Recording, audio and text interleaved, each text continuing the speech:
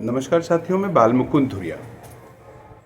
Bharatiya Janata party देश भर में तिरंगा यात्रा या कहिए विजय जुलूस निकाल रही है और ये चूंकि पहले से ही पता था कि ऐसा कुछ ये लोग करेंगे। जिस दिन पहलगाम में घटना घटी, हमारे 26 से ज़्यादा लोग मारे गए, उसके दूसरे दिन ही बिहार में जाके अपना पॉलिटिकल माइलेज लेने का प्रयास करने लगे। हद तो तब हो गई जब चुनाव आयोग और वैधानिक संस्थाएं कहती हैं कि धार्मिक चीज़ों का, धर्म का और फोर्स का उपयोग आप अपने चुनावी लाभ के लिए या पॉलिटिकल इंटरेस्ट में नहीं करेंगे। तो इधर के दिनों में बड़े बड़े कटआउट मोदी जी के दिख रहे हैं, एकदम फौजी ड्रेस में तैयार और आगे कदम बढ़ाते हुए, कि जैसे अगर ये कपड़ा नहीं पहने होते और इनिशिएट नहीं किए होते इस तरह से तो गजबे हो जाता। ऑपरेशन सिंदूर जो है वो एक आदमी के कंधे पे पूरा हुआ और मोदी जी ने पूरा मारा तहस नहस कर दिया। ये बात भाजपा बताना चाह रही है और भाजपा माइंडेड लोग जो समाज में ऊंच नीच, अच्छे बुरे से ऊपर उठ के अब केवल अपनी बर्दस्त चाहते हैं। वो चाहते हैं कि चाहे जो भी हो, भाजपा ठीक कर रही है, भाजपा अच्छा कर रही है, इसके आगे जिनको नहीं दिखता है वो वाह वाह वाह वाह कर रहे हैं। लेकिन हद हो गया जब भाजपा के एक जिम्मेदार मंत्री ने कह दिया कि हमने ऑपरेशन सिंदूर के पहले पाकिस्तान को अलर्ट कर दिया था कि हम हमला करने वाले हैं, आप अपनी फौजों को हटा लीजिए, हम खाली आतंकवादियों को मारेंगे। आप जानते हैं कि आतंकवादी, खास करके पाकिस्तान के भीतर, सेना, आतंकवादी और सरकार में बहुत ज़्यादा अंतर नहीं है। सब कुछ सरकार की मंशा से चलती है, सब कुछ सेना चलाती है और आतंकवादी उनके अंडर में काम करते हैं। ये करीब करीब विदित हो गया है, लेकिन फिर भी ये काम मोदी सरकार ने किया। तो आप कर क्या रहे थे महाराज? आप देश को केवल ऑपरेशन सिंदूर करके चुनावी लाभ लेने के लिए ये सब खेल कर रहे थे। एक बात। दूसरी बात, पूरा दुनिया आपने घूमा, लेकिन ऑपरेशन सिंदूर के पक्ष में, आपके आतंकवाद के खिलाफ लड़ाई में दुनिया का कोई भी देश आपके साथ नहीं खड़ा है। आफ्टर ऑल पाकिस्तान के पक्ष में तो फिर भी कुछ देश खड़े हैं। अमेरिका तक कह रहा है पाकिस्तान इनोसेंट है और पाकिस्तानी लोग अच्छे होते हैं, एसेक्ट्रा एसेक्ट्रा। लेकिन भारत के पक्ष में बमुश्किल कोई नहीं खड़ा। आपकी विदेश नीति तो कटघरे में खड़ी हो गई। मैं अपने देश की आलोचना करने के लिए यहाँ बात नहीं कर रहा हूँ, मैं बात कर रहा हूँ अंधभक्तों के आँख से पट्टी खोलने का, और जो न्यूट्रल लोग हैं समाज में, जो देश का भला चाहते हैं और जिनको लगता है कि भाजपा ही देश का भला करेगी, उनको जस्ट बताना चाहता हूँ, कहना चाहता हूँ कि आप देखिए, अपने चच्चू को खोल के देखिए कि सब कुछ कैसे वेल प्लान्ड हो रहा है, उनके हिसाब से हो रहा है। और देश के भीतर का जो हालात है, आप अगर पूछ लीजिए तो मुकदमा हो जाएगा, आप अगर सवाल कर लीजिए तो जेल भेज दिए जाएंगे। अशोक यूनिवर्सिटी के एक प्रोफेसर को, जो वेल एजुकेटेड आदमी है, अच्छा बिहेवियर है, मुस्लिम होने के नाते उनके एक ट्वीट पर आप उनको गिरफ्तार करके जेल भेज देते हैं। आप कहते हैं कि सेना का अपमान कर रहे हैं।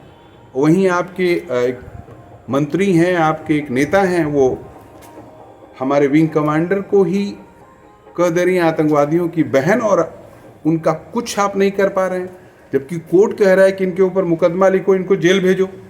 आप FIR भी लिखते हैं तो एकदम हवा हवाई, कोई मतलब नहीं उसका। तो देश के भीतर भी इस तरह का जो माहौल बन गया है कि अगर आप सही पूछोगे तो देशद्रोही हो, आप सरकार के, मोदी जी से सवाल पूछोगे, सरकार से सवाल पूछोगे तो आप देश के खिलाफ काम कर रहे हैं। इस तरह का जो कॉन्सेप्ट बना दिया गया है कि जो भाजपाई है वही देशभक्त है, बाकी लोगों को देश से कोई लेना देना नहीं है, लोग अपनी रोटी सेक रहे हैं। तो देश रहेगा तभी तो सब कोई है।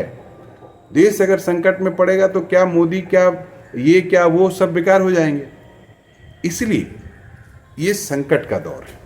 संकट के दौर में पॉलिटिक्स से ऊपर उठ के आम आदमी को सोचना चाहिए। मजाक कितना है, महंगाई चरम पे है और अखबार बता रहा है कि साल के मिनिमम स्तर पे चली आई है महंगाई। बताते हैं खुदरा होलसेल महंगाई मिनिमम पे चले आई है, इसलिए महंगाई घट गई है। डॉलर को कोई पूछने वाला नहीं है।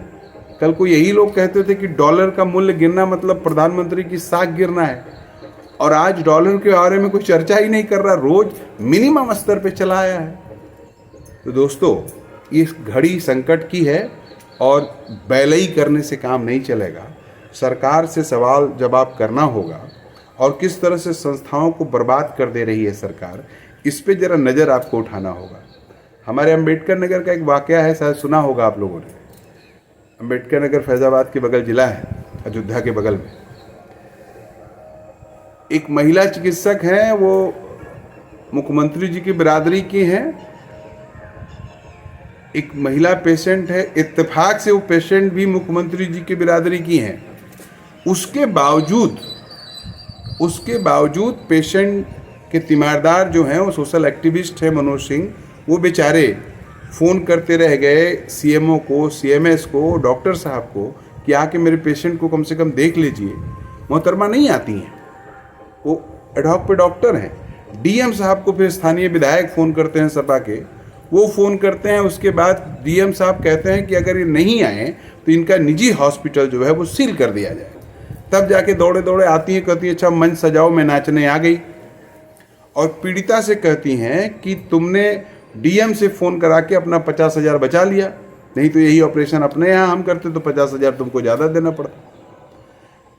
इतनी गुंडई के बाद वो डॉक्टर साहब इस्तीफा दे देती हैं, कहती अब मेरा क्या बना बिगाड़ लोगे, मैंने इस्तीफा दे दिया है। ये है एक डिस्ट्रिक्ट हॉस्पिटल का हाल। मेडिकल कॉलेज, पीजीआई और इन सब बड़े हॉस्पिटलों का, लोहिया से लेके सिविल तक का हाल आप जान ही रहे हैं। इस पे कोई लेना देना नहीं है सरकार का। हाल और गड़बड़ हो जाए, लेकिन अगर सवाल पूछ ले तो देशभक्ति पे सवाल खड़ा हो जाएगा। आप देशद्रोही हैं ये साबित करने के लिए लोग निकल पड़ेंगे। तिरंगा यात्रा लोग निकाल रहे हैं, पता नहीं क्यों निकाल रहे हैं। ऑपरेशन सिंदूर जीतते पीओके हासिल करना था, इसलिए आप ऑपरेशन सिंदूर कर रहे थे। जवाब देने के लिए बीच में सीज फायर कर दिए। अमित शाह जी का एक पुराना वीडियो बड़ा वायरल हो रहा है, जिसमें वो कह रहे हैं कि जब हम जीत रहे थे 3 घंटा और रोक देते, हम पंजाब प्रांत में जैसे ही आए आपने सीज फायर कर दिया, 3 घंटा और रोक देते तो पाकिस्तान का नामो निशान मिट जाता। ये साजिश है, और वही काम आज मोदी जी किए। जब आप उनको डिफीट दे रहे थे, उनको पीछे ढकेल रहे थे, तो अचानक आप जाके गिड़गड़ा के सीज फायर करा लिए। एटलीस्ट पीओके को तो आपको हासिल कर लेना चाहिए था कि लड़ाई हो रही है, वरना ये जो 48-50 लोग हमारे देश के मारे गए, इनकी जान की कीमत क्या होगी? इनके मर जाने का जिम्मेदार कौन होगा? ये जो 50 जिंदगियां उजड़ गई, इनसे इनके इर्द गिर्द जो हजारों लोगों का परिवार था, हजारों लोग जो प्रभावित हुए, उसकी जिम्मेदार कौन होगा? तो दोस्तों, ये जटिल समय है और इसमें सरकार से सवाल जरूर करना चाहिए।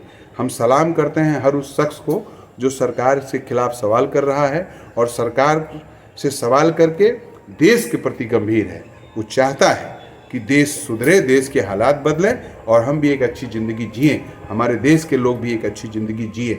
जो भी सरकार से सवाल पूछ रहा है, समझिए वो देश हित का काम कर रहा है। और जो चुप हैं, जो सोच रहे हैं कि हम खतरे में पड़ जाएंगे, हमारे लिए दिक्कत हो जाएगी, आपका नंबर आने वाला है।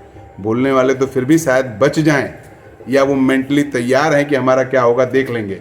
लेकिन आप जो लोग चुप हैं, जो तमाशाबीन हैं, जो चुपचाप देख रहे हैं, आपका जब नंबर आएगा तो आपके साथ कोई खड़ा नहीं मिलेगा। इसलिए सावधान और होशियार, अपने भविष्य को, देश के भविष्य को बचाने का दौर है। सोचिएगा। नमस्कार।